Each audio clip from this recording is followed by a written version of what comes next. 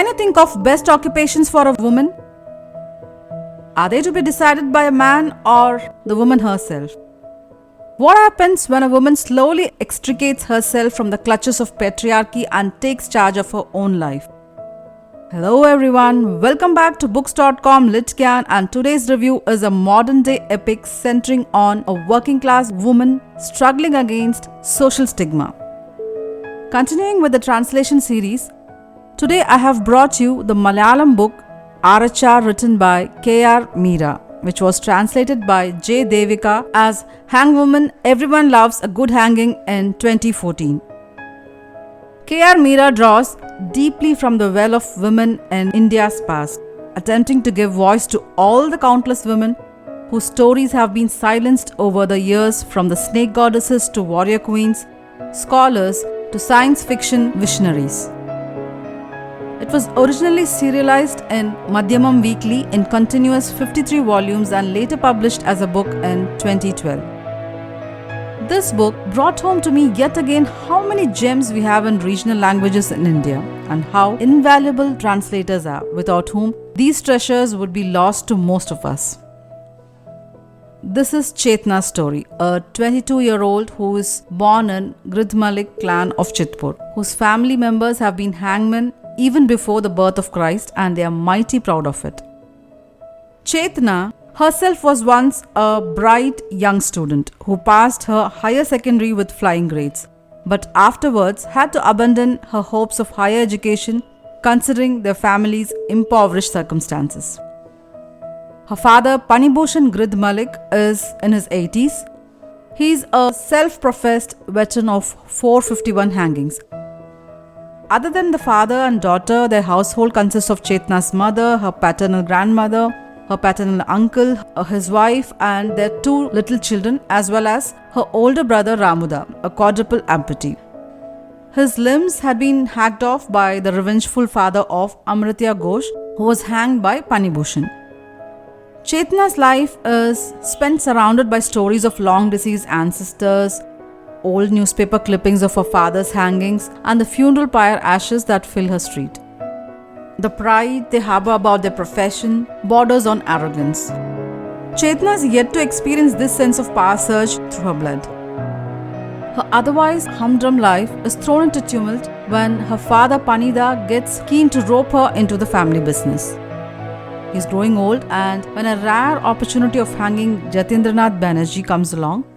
Now this Jatindranath Banerjee is sentenced to death on counts of molestation and murder of minor girl. Panida is cunning enough to let the government know that he won't commit to this job unless he is compensated for it handsomely, and his daughter gets a job as a hangwoman. Thus, the mantle of hangman is thrust upon Chetna's shoulders. Chetna has hanging in her blood because she came out of her mother's womb tying a noose with her umbilical cord. She gains the dubious distinction of becoming the world's first woman executioner or hangwoman. This makes Chetna an overnight celebrity. TV channels and reporters clamor over each other to get a statement out of her. Imagine how a poor girl like Chetna would feel when she suddenly finds herself caught up in a whirlwind of celebrity, controversy, and romance. The most cunning and ruthless among them is Sanjeev Kumar Mitra, a reporter who would go to any lengths to catch hold of a profitable story. And he's entirely immune to shame and guilt, for he believes that the end justifies the means. Apart from planting a seed in Chetna's father's head, he throws a noose around her heart. Now Chetna is stricken, not knowing if she loves him or hates him. That sets the tone of the narrative. Let's talk about the characters. The characters are hauntingly well-edged, and a special mention must be made of present-day Kolkata, as it is also a tangible character in the story. We see vivid descriptions of Purulia, Chitpur, Sonagachi, and Nimitala's crematorium. In fact, most of the events happen in the vicinity of the Nimitala Ghat, where death is perpetually present. From the smell of the burning funeral pyres or the endless procession of hearses, death looms in the background all the times, in every page, leaving a dark trail through the novel. But even something gruesome and depressing as hanging and death, the details of the dead is dealt with elegantly. K.R. Meera weaves a beautifully morose yet hypnotic narrative which manages to keep you engaged despite the repetitive references to death and nihilism. It shocks but doesn't disgust. Coming to the protagonist Chetna, she is not supernatural or extraordinary but as normal as any one of us. She has her faults and shortcomings, but the most important fact is that she is completely believable. In her, Meera has created a strong yet fallible character. The injustice of the world around her, the way she is treated as if she has no say in her life, makes her react in some bizarre ways that are unpredictable and shocking, all the while her soul being tormented between love and hate. Chetna is hailed as a symbol of strength and self-respect for women, but in reality she is just a cog in the machinations of men around her. She is hurled into a whirlpool of media frenzy amidst which she tries to make sense of her own awakening sexuality.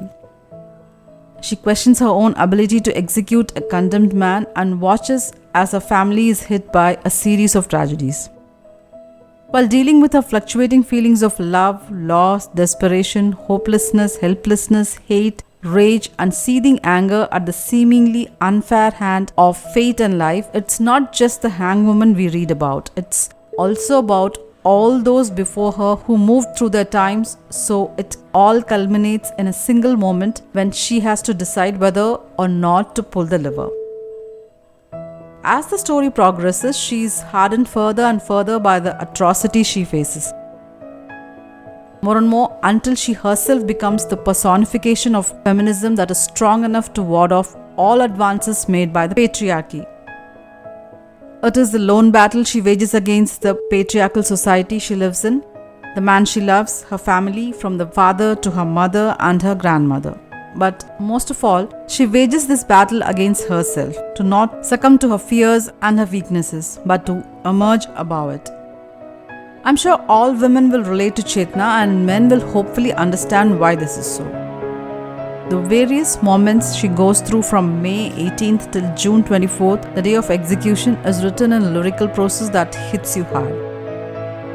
Though the protagonist is a woman, the prime target of K.R. Meera is patriarchy. Chetna is quite frequently affected by it and falls into the depths of despair. Decisions are made for her. She is made to do things that are good for her. Not once is she consulted when her life decisions are made. Her father is the prime culprit. He believes is acting for her goodwill. He also firmly believes that she is not capable of making these decisions herself, mostly because she is a woman. But if the entirety of the patriarchy is to be rolled into one and personified, then that would be Sanjeev Kumar Mitra. He embodies every injustice that women have faced solely because of the gender. He molests Chetna, belittles her, makes decisions on her behalf, invades her personal space and shrugs all these off as if they are all perfectly normal. So, fathers desire to be revered as gods, lovers bring into bed the baggage of skewed power dynamics, and husbands demand unending reserves of support despite their own failings. As Chetna bitterly observes, everyone demanded worship. Not one could prove he deserved it. But then, patriarchy is everywhere, at home, at work, at schools and colleges, in the movies we watch, in the sports we love. It's present in the voice of every man who wants to protect women. So, it soothed me when Meera, through her seminal work Hangwoman, tied a perfect noose around the bloated neck of patriarchy, placed the rope perfectly on its C2 vertebra and fearlessly pulled the lever, sending it crashing down to be motionlessly dead in 20 seconds flat. Chetna shrugs aside her tyrant father and her sleek, brutal, unscrupulous lover. She flounders at first but then slowly extricates herself and takes charge of her own life. As a woman who is at equal ease under the harsh lights of a TV studio as she is fashioning a noose or embracing the man who she is to execute in a few hours, Chetna becomes a symbol of woman empowerment. To all men who ask, aren't women too emotional to kill a man? Chetna's calm composure, constant smile and her mentioning how easy it is to kill a man is shocking, and when they see her with the noose, it gives them a fear of life. The narration is eccentric and complex. In the beginning of every chapter, you are bombarded with a myriad of stories, legends, myths, and history about the Grid Malik ancestors. Within the main plot, there are 45 to 50 short stories about hanging and death. Even as an Indian with the ability to distinguish and pronounce names and terms, the sheer count of stories thrown in this book is suffocating. At one point, I was unable to keep up with the huge number of Maliks who were hangmen at various points of history. While it was enjoyable to begin with, especially the stories of Pingalakshmi and Manasa gives you goosebumps, but it put me off when they interrupt the wonderful story that was unfurling in the present. But this again is a minor quibble, as the storytelling is magnificent. The narrative dances between two types of killing, one by the state and one by the social deviants. The narrator, who's also the protagonist of the story, does not take sides. It seems as though Chetna just wants us to see it as it is through her eyes. The final quarter contains some beautifully written scenes of Chetna's moments of self-realization that have a lot to offer to the contemporary battles of feminism in India. The plot keeps swinging like a pendulum between the past and the present. These stories alternate with current events in the novel and form a wonderfully layered narrative, thick with symbolism. K.R. Meera lavishly uses symbolism in these 52 chapters, and each chapter is rich with a story from the history of Bengal. I was surprised to know that the author was never a resident of Kolkata, and she merely visited the city a couple of times for the sake of the book, but it doesn't read like that. The book has covered Kolkata in all its glories. The glimpses we get of Bengali way of life is hard-hitting and the imagery is unforgettable. I would say unbelievable descriptions of Kolkata coming from a Malayalam writer. Imagination is at its best in the novel. The novel also deals with centuries-old questions about gender, desire, class differences, duty and power, poverty, society, media manipulation, love, sex, death, life, karma, fate, life after death, and is a study of the place of a woman in today's society. The intensity of this book is sometimes overwhelming, but even when you feel you can't bear to read another word, you just can't set the book aside. The most shocking of all were the scenes related to the hanging of prisoners. The precision and detailing of the way of the noose is made according to the person's body weight and height, and the way it should be tied around a person's neck were amazing. It shows the amount of research that has gone into writing this book. The illustrations by Bhagyanath on other side are simply too good to be passed by. I would like to say a word about the translation. From experience, I know how difficult translation is and how easy it is for the translated text to sound lofty. To translate a novel of this complexity and depth and to do justice to it is a remarkable achievement. Except for a handful of unwieldy sentences in the beginning of the novel, the rest of the novel flows smoothly. All credits to J. Devikam. Borrowing a metaphor from the novel, reading the book felt like I had been subjected to a hangman's noose myself. According to noted literary critic M. Leelavati, Arachar is one of the best literary works produced in Malayalam and follows the legacy of O.V. Vijayan's classical work Kasakinte Itihasam. Capital punishment is a sensitive question. Do you think it is allowable for the state to kill somebody? Surprisingly, the ethics of capital punishment is not discussed openly in this book.